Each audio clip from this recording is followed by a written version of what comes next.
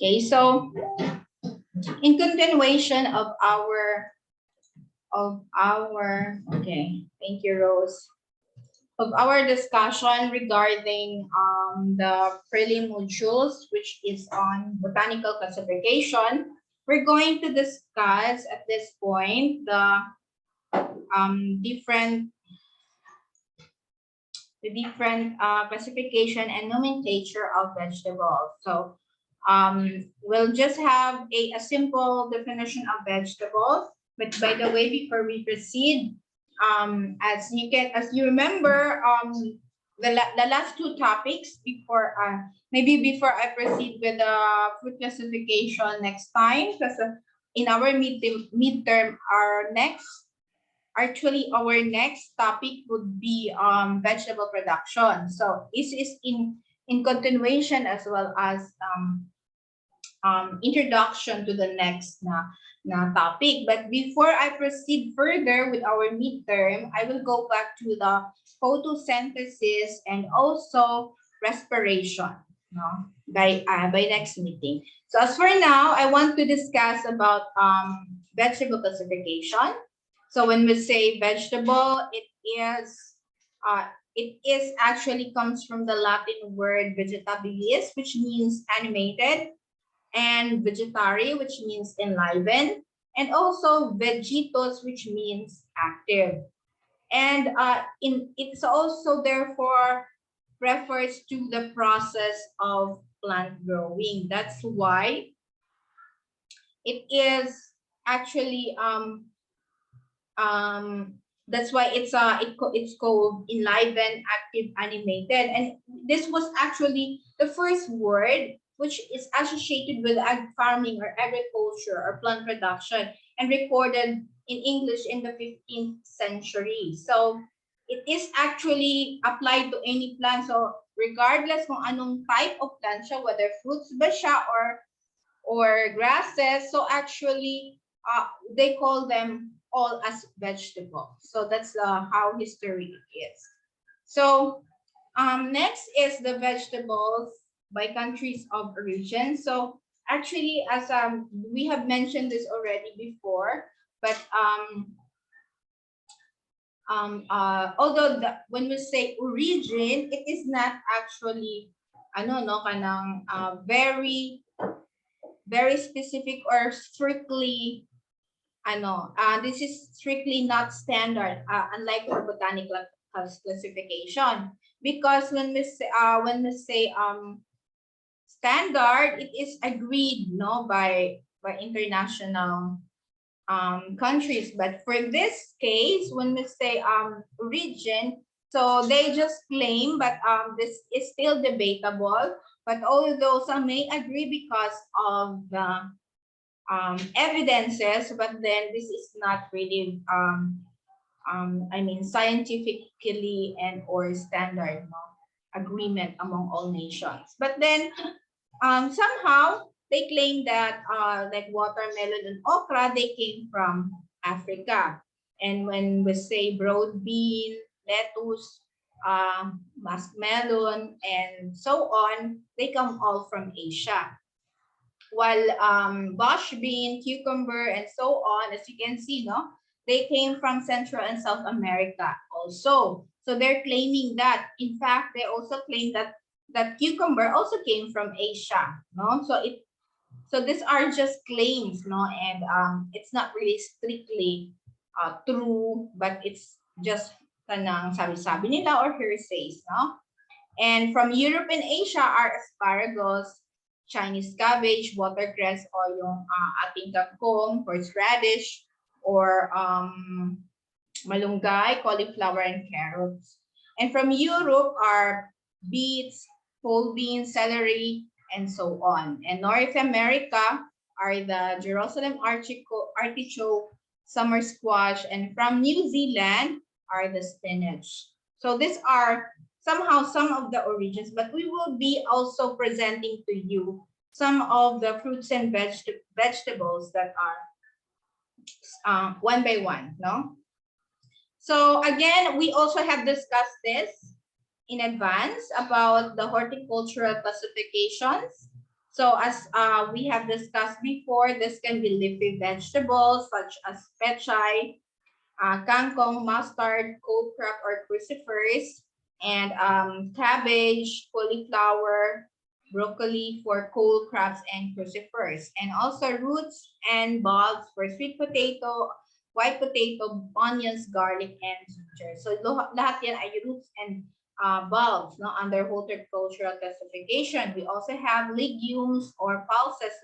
Na mentioned ko last time when we say legumes, they have root nodules which are capable of have symbiotic relationship with bacteria, which are rhizobia, and they can together fix nitrogen in the air. So like the bush, sitaw, mungo, and we also have solanaceous. Well, those signal, okay lang. So again, solanaceous vegetables, we have eggplant, bell pepper, and tomato. So lahat yan magka-family under Solanaceae. And we also have Cucurbitaceae, or also called cucurbits, no? Under this are cucumber, muskmelon, watermelon, squash, and bitter gourd or ampalaya. So now we proceed with the botanical classification of vegetables. So each of them have their family groups, no? That's why they are botanically classified. So when we say under family Alliaceae, so asterisk na ito, that means that they are cool weather family. It means they grow in a temperate region like Southern California. No? So going back, the Alliaceae family are known as the allium or onion family, such as chives, onions, shallots, garlics, and leeks, and so on. And we also have the Amarantaceae or Chenopodiaceae family, or the amaranth or beet family. And this includes, of course, the amaranth, the beets, chives, spinach, and quinoa.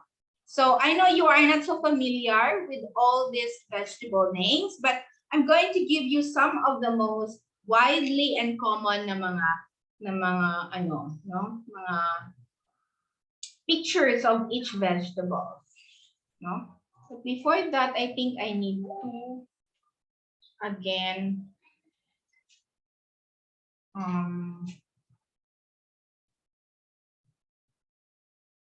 baby, come here.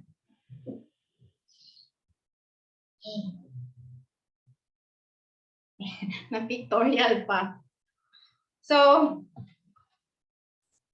So again, under Apiaceae or Umbelliferae, we have carrot or the dill family, no? And this includes angelica, anise, caraway, or carrot, celery, and so on.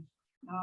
And we have Asteraceae or Compositae under the aster or daisy or sunflower family. No? And also examples of this are the artichokes, the cardoons, and and the endives and so on, no? Or the sunflowers, no? So under Brassicaceae or Cruciferae, they are known as the brassica or cabbage or mustard family. So this includes arugula, bok choy, broccoli, Brussels sprouts, and so on. No? Those are the Brassicaceae or the brassica. And under the Fabaceae or Leguminosae, the old name for Leguminosae is Fabaceae. So they are known as legumes or legume family. Example are the beans, the peas, the peanuts, and the faba. No? And beans, soybeans, lentils, so lahat. And luya sa uban. Oh, I'm so sorry kasi ang Zoom talaga, dako siya o kailangan na big ang kailangan niya talaga na katawan na. Isa ako lang sang again. I'm going to check attendance again. Dako siya ganang internet data na kailangan. That's why sana if basta na okay yung ano, what do you call that? Facebook na live, but then right now parang naubos, naaday sila yung limit for recording, no? Dili na ma-record yung iba if you notice some of our meetings before. Okay, so to continue, we also have the Lamiaceae or the mint family. So for example, the basil, mint, rosemary, sage, marjoram, oregano, and thyme. So I hope you are very familiar with this one because these are very healthy herbs and it's good for your health and also for your fitness. And we also have the Gramineae, or also previously known as Poaceae, or the grass family, such as the barley, the bamboo, corn, rice, sugarcane, and wheat. And also the Solanaceae family, or they are known as the nightshade or potato tomato family. So of course, magka-family sila lahat. We have eggplant, potato, tomato, and pepper. So those are all the botanical classification, no? And we also have the horticultural classification, but they are actually just murag pare-pareho lang sila no? They are just they are just parang with the same family. And this one are medyo scientific siya kasi botanical, no? Family under genus. So now let's have one by one na ano niya, although hindi ko nakuha yung original. So we have this is now the photo of the Amaranthus viridis, no? Under Amaranthaceae family, and it's also known as Colitis or Chinese spinach, no? So I hope you can be familiarized with the scientific names because as an agribusiness student, it's also very important that you know the scientific names and technical terms, no, in agriculture. We also have under family Araceae, we have Colocasia esculenta, and this is known as taro or gabi, and this came from India and Southeast Asia. No? So when actually itong taro is kasi I came from Samoa, diba? I told you that I worked there as a lecturer. So yung itong taro for Samoan is their staple food, no? For us it's rice, but for them it's taro. Or kaya yung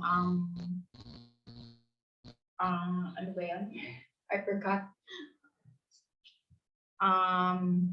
Anyway, so we have under family Basilaceae or the Basilia albarubra, or yung ating alugbate, or also known in English as Ceylon spinach. So this came from South and Southeast Asia. So we also have the cold crops, no? Ito yung mga Brassicaceae. So just remember that all of this under the Brassicaceae are just scientifically known, all known as Brassica oleracea, no? Variety capitata, or and this is the parang ano niya, parang color niya is alba. So this is the white cabbage, no, or repolyo puti, no? And as I have said, this originated, I mean, in Europe, and this is under Brassicaceae, or also known as cruciferae. So yung Brassica oleracea na parang cabbage, red cabbage or repolyo pula, is also F. rubra, no? The same family, and they also came from Europe. Now, another Brassica oleracea is the variety Sabauda, no? This is also known as the Savoy cabbage, and the same family, but originated in Europe and America. And the same again, Brassica oleracea, but this variety is Botrytis. So with different colors, puti, but a common natin is yung white here, though. This is known as the cauliflower. And this originated in Cyprus. So we also have the red ones or purple ones, and yellow or golden. So pag green naman ang color niya, this is the Brassica oleracea variety italica, or known as broccoli. And this came from Italy, the same family. We also have another one, the Brassica oleracea variety junifera. No, and this is known as the Brussels sprouts because this came from Brussels, Belgium, of the same family. No, baby. And if nakakaon na ba mo ani any one of you kaning Brussels sprouts? Have you tasted this one? Or nakakita na mo in real? Kasi meron din wala pa Rose. So medyo bitter siya but it's really very healthy. How about this one? Etong Repolyo pula. It's also common here in big supermarkets in the Philippines. Wala pa po may kita na. So if you kung magmamaka ka na usually mga SM no na mga supermarkets, there are of course a lot of this one and this they use that for salads, but medyo matamis siya na sometimes medyo mapait, but kaning Brussels sprouts talaga mapait siya. I don't know why they like it. So another Brassica oleracea is the variety Acephala, no? As the same family, and it's also known as kale and originated in Europe. Baby, nagamit ko og sabon na ko. Klase ako. Okay, next we have the Brassica campestris variety rapifera or brapa, and the same family, but they are known as turnips, no? And they also came from Europe. So we are not so familiar with this one, I know. And Brassica chinensis, another family, Brassicaceae or cruciferae, and this is known as the Chinese mustard or pak choy, and this originated in China. So another one is the Brassica pectinensis under the same family also known as Chinese cabbage or wumbok, and this originated in China. So ito yung very common no, sa atong mga bulalo and sabaw. And Brassica rapa variety, Perberides, also known as mustard or mustasa. So they also came, ito mahilig ang mga Tagalog nito, and these originated in Europe.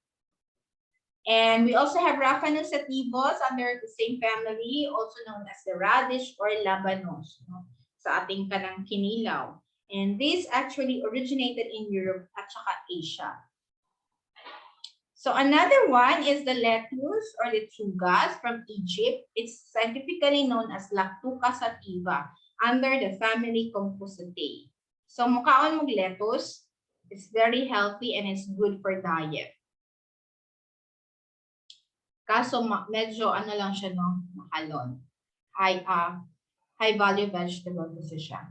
And we also have Sycorium endiva, no, under Compositae family, and it's also known as endive, and also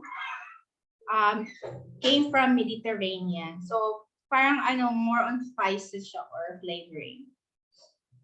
And we also have under family Convolvulaceae is the sweet potato, scientifically Ipomea batatas linnaeus, and it's also known as yam kamote and originated in America. I know this is very common. And under the same family, again, Convolvulaceae, we have Ipomea aquatica, or also known as kangkong, in English, swamp cabbage or water spinach. And this originated in India. So, but be careful with kangkong kasi these are, they absorb a lot of heavy metals. Kasi, kaya if you don't know the source of your kangkong, basi contaminated siya o mga toxic chemicals. So, mas malakas kasi siya mag-absorb. No? And next, we have the cucurbits or Cucurbitaceae family. We have the Cucurbita maxima, or known as the pumpkin, squash, or kalabasa, and originated in America, also Asia and Africa. So you can see the different forms, sizes. So iba-iba din ang tawag niya, no? But it's the same. It could be pumpkin or squash. And we have the watermelon or bakwan, actually originated in Kalahari, Africa. the same family, Cucurbitaceae, and it's scientifically known as Citrullius lunatus. And we have the cucumber or pipino from the South Himalayas. It's known scientifically as Cucumis sativus. No? As you can see, I highlighted here a flower. So this is a monoecious flower, which means they have in one plant they have separate male flower. So this is the male flower, and female flower. This is the female flower, which has a bulging base or ovary. So this thing means this is a female flower. So it's very important to have bees around para ma-pollinate sila. And we also have, and mostly lahat ng under mga cucurbits are monoecious flower. So we have the Cucurbita melo or the masmelon or the melon from Asia and Africa. We also have this one, battlegourd. This is very common to us. Upo and masarap itong gulayin from Africa. So also known as Lagenaria ciceraria. And we also have, next is, na-video chat town sila, sorry. So, they should use Zoom.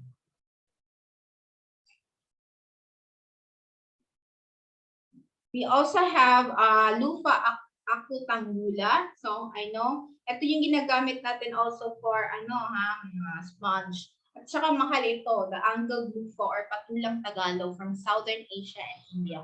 And the same Cucurbitaceae, no baby, please. We also have the Lufa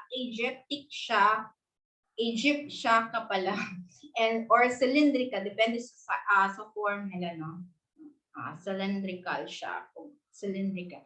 And sponge, we have, by the way, we have time limit for this, so we only have 40 minutes, no, for the recording. So whenever we are up to, we have 9 minutes left. So pagkatapos ng 9 minutes, then we are done with the session and automatically then done with the session. But if you have questions or clarifications, then we can go back to the link. Then I'll be going back to the link in case na maabtan tag time, so that we can have last discussion before mag-stop, no? So if you have questions or clarification, if ever maputol yung ating, I mean mag-times up na yung ating Zooms. Kasi I'm also recording this, and I will give you the link later in the Facebook group or in the group chat para you can always replay whenever, for those who missed the, also the meeting, and also for those who want to review what we have discussed, no, for this session. So again, the Lufa aegyptiaca or cylindrica, also known as the sponge gourd or patola, and this originated in Egypt. And another cucurbit is the bitter gourd or bitter melon, or ampalaya from Asian Africa, and this is usually mas common siya sa name na Momardica, but scientifically Momardica carrantia. So we have also another cucurbit, the wax gourd or condol, and it came from Indochina, scientifically Benincasa hispida. And we have also in India pala. We have the Sikkim idole. I know this, you know this, chayote and sayote, and this is only good for higher elevation, like in Maragusan, in Baguio, and also in Kabatagan, Digos, no? So kadto na ba mo dara ng mga summer capital nato sa Mindanao? Okay, just if you want to talk or ask something, you just turn on your mic if you want to.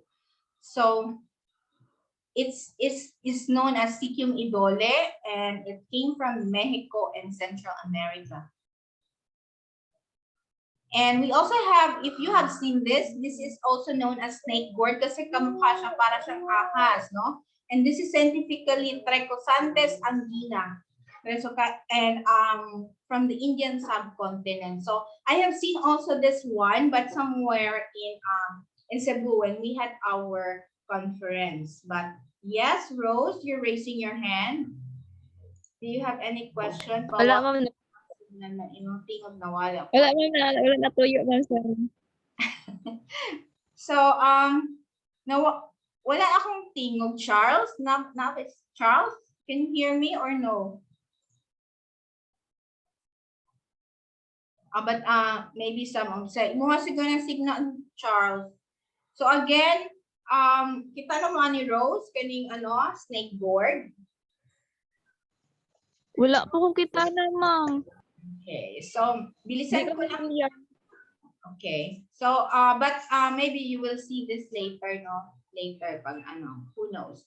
So bibilisin ko lang ha kasi we have 6 minutes left.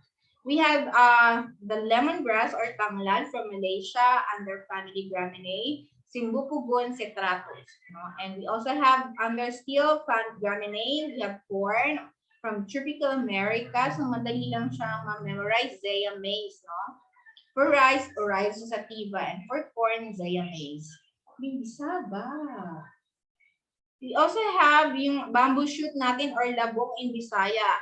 And it's very common in South Asia. Under still family Gramineae or Cubaceae or before it's Bambusaceae. No, but it's actually the highest or the tallest na grass. It's scientifically known as Phyllotas dulcis. And we have the Banejo tisculenta under family Euphorbiaceae, also known as cassava or kamoting kahoy from Central and South America. I know this is very common. And yung mga legumes natin under family Leguminosae, we have Yambina cincamas or Pachyrhizos erusus scientifically, and originated in Central America. So I know this is our favorite. And we have another legume known as garden pea or chicharo from Middle East, and it's called Pisum sativum scientifically. And also Physalis vulgaris, no? And there are also known as snap beans or lubias from Europe. So wait lang ha, ako lang sa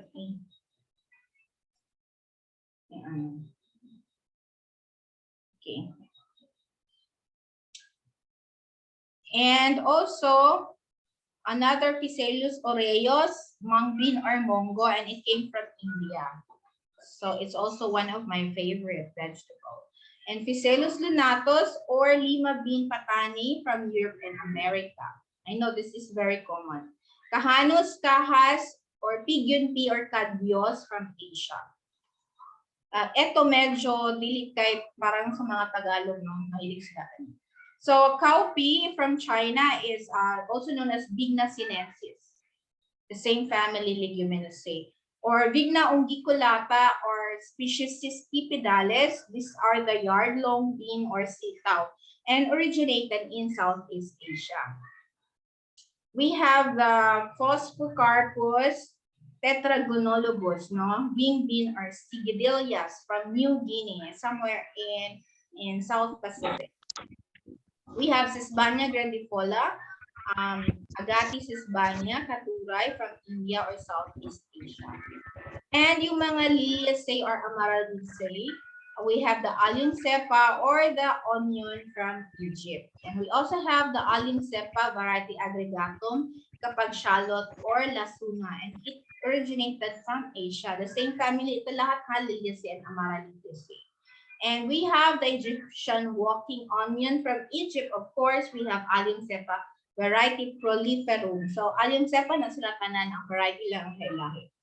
And also we have Allium sativum, also known, pag Allium cepa, onion siya, pero pag Allium sativum, we have, we call them bawang or garlic, and it came from Central Asia. No? Okay, next we have Allium ampeloprasum, leek or kotchay, and from Central Asia. So I don't know if you have heard this one, but I have heard this many times, no? And we also have dahong sibuyas from China and East Asia, or Allium fistulusum. We also have asparagus or asparagus officinalis, no? And this is what I've been talking about before. It's a very high value vegetable, high in fiber, and it's also very expensive from Northern Africa, Western Asia. Here in the Philippines, we only produce them in somewhere in Cotabato and also Gensan. And of course, okra. I hope you like okra. It's very nutrition and it's anti-cancer with high phenolics compounds. No, also in English, lady's fingers from North Africa. Under family Malvaceae, it's Abelmostos esculentus. We have another very nutritious Moringa oleifera, Moringaceae, horseradish or malunggay. And this is also from India. Hi, Sir Jay.